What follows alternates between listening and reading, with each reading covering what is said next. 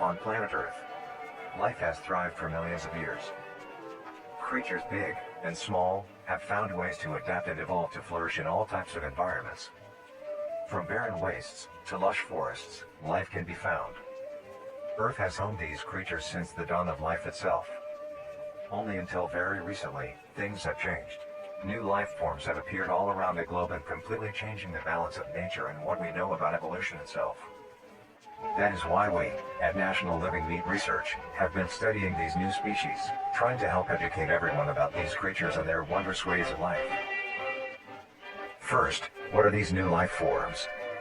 I watched a short documentary last night and haven't slept since, and now I desperately want to talk about it. Hi, welcome back to artificially inflating the number of comments by responding, "Thanks for watching" to everyone who comments. If you're a regular viewer of my channel, you're likely aware of the concept of found footage horror, or just spooky stuff in general. And 99% of the time, less information is far more effective when it comes to creepy found footage or documentaries, because we as an audience need to be able to suspend our disbelief. When things aren't explained, we can easily fall into the trap the artist set for us. That is, filling in the blanks with our own imaginations, creating terrors far more believable to us, as well as being typically scarier because of, the mystery element. There is an aura of danger that glows around misunderstanding and a healthy lack of information. And when combined with overactive imaginations, you can have a masterpiece on your hands. But now that I've said all that, I want you to imagine a horror concept where that isn't the case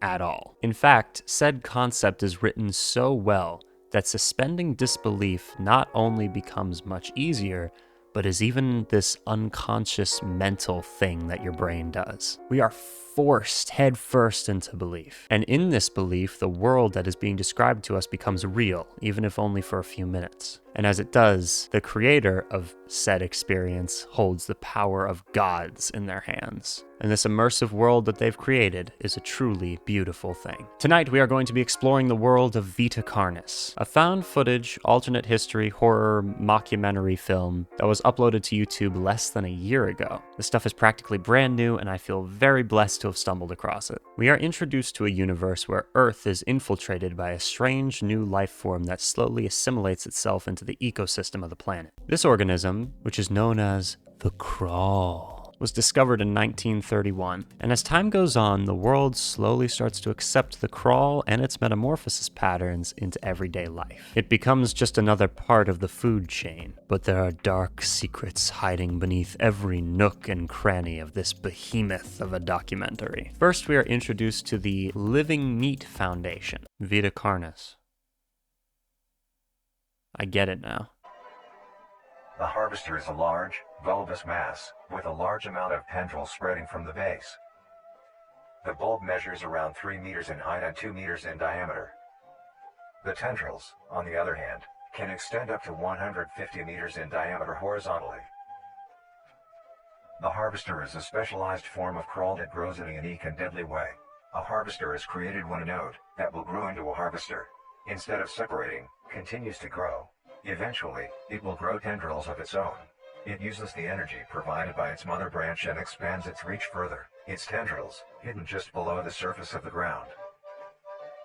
The main documentary unfolds like an instructional videotape that intends to warn civilians about the dangers of the Crawl and its many forms. As it continues, though, it sort of sucks you in as a viewer and tries to force your guard down. Then when you least expect it, you realize that very little is as it seems to be. Let me say here really quick, my main intention in this video is to give you a taste of what Vita Carnis has to offer and share my thoughts on why I think it works so well. I don't intend to give away many specific spoilers or even go over everything that there is to go over, because there's a lot. And I want to. So if this video gets to 3,000 likes, I intend to make a second video on Vita Carnis and to go as in-depth on it as I can using all of the different videos from this channel. And there's going to be more coming soon, so there's a lot to unpack here. I'm getting ahead of myself here, so just for now, allow me to introduce you to the brave new world, where new meat reigns supreme in the food chain. If you want to get into Vita Carnis, the main place to start is the Living Meat Foundation documentary. It's about half an hour long.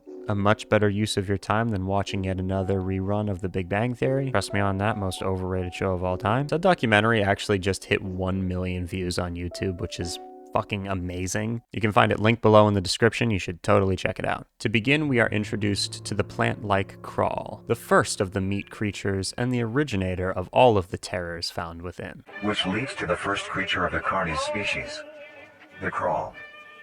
The crawl is a growth of meaty tendrils that closely resemble the small intestine, the only difference being a dark red coloration. These tendrils grow in a similar pattern as vines, mold, or fungi.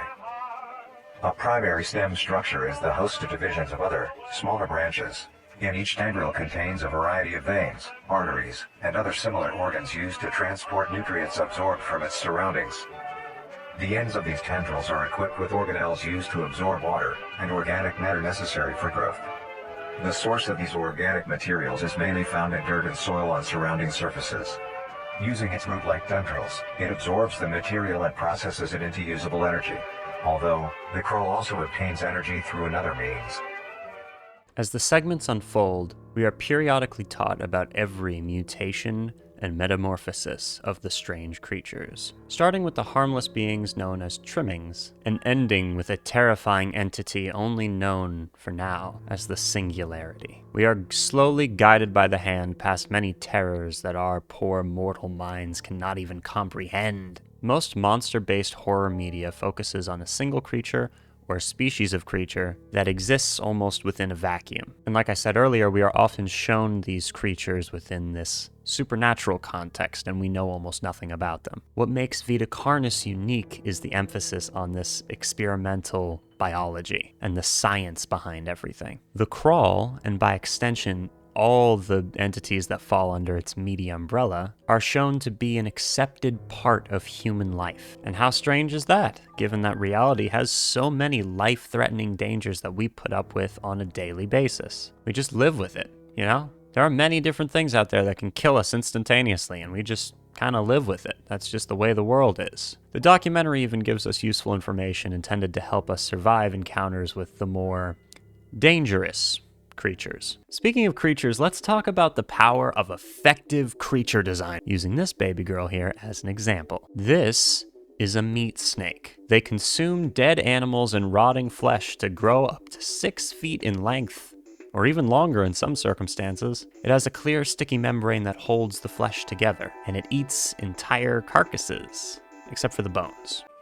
The meat snake locates its food by using a tongue-like organ covered in sensors. A strange tongue-like organ. Huh. So like a tongue. It uses this organ to find decaying meat for consumption purposes. And the coolest thing of all, the meat snake can use the inedible skull of the creature it's consuming to sort of create a skull for itself.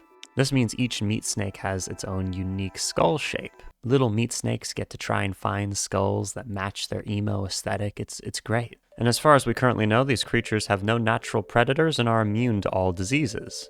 The only way to kill one is through starvation. But why would you want to kill something that has an adorable little face like that? Also, the art in this thing is stunning. There are so many different styles on display, from realistic photos of locations and creatures to powerful hand-drawn notebook pages that all work together to add to the immersion. While we're on the topic of immersion, the documentary uses period music that sounds like something the caretaker would release to add a layer of warmth and security to the videos. But as it goes on, there are moments where the sound is cut off.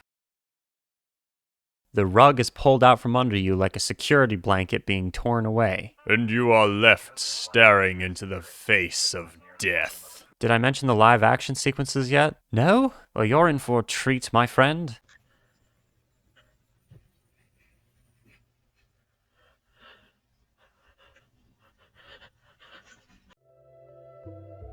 I don't want to show too much of this because, again, my point here is to get you to stop listening to me talk about this and tell you to go watch it for yourself. But throughout the documentary, there are multiple moments where the safety and controlled environment vanishes or glitches out, and we are left looking at shaky cameras and terrifying creatures. This combined with multiple subtle moments where the viewers are directly impacted with a fourth wall breaking blend of fantasy and reality that will have you waking up in the middle of the night, looking over to your closet door, and wondering if there might be some hulking figure waiting to devour you. As the story goes on, the creatures get progressively more strange, dangerous, and alien, until we reach the end, where we learn about some recent anomalies within the anomalies. There are forces outside our understanding at work here. And to cap it all off, and this is just something that I thought, but I wonder how much we can really trust the mechanical voice that's been giving us all this information. Because the entire time the voice is like, if you just follow these directions, you'll stay informed, safe, and enjoying a sense of well-being. But then it says,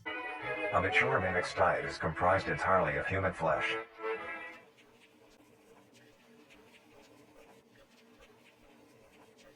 an unreliable narrator means lots of possibilities for confusion, and the prospect of confusion makes me very happy. So we've got incredible creature design, immersive world building, terrifying found footage sequences, fourth wall breaking, complete loss of sanity, and on top of it all, there's lore!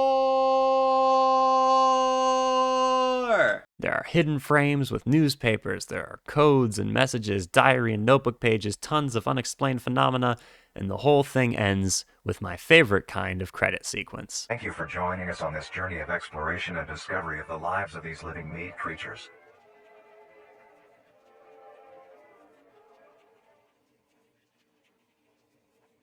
So stay tuned. Link, description, half hour, go watch now. If you're an idiot and you're still watching this, be sure to subscribe and tune in next week where I will be kidnapping Jack Stauber. My brother told me that he's gonna kill himself tonight with a whole bottle of Prozac or a shiny kitchen knife. He said that when he's dead I'll have his Nintendo 64 and I can play it all night long, sitting on the basement floor.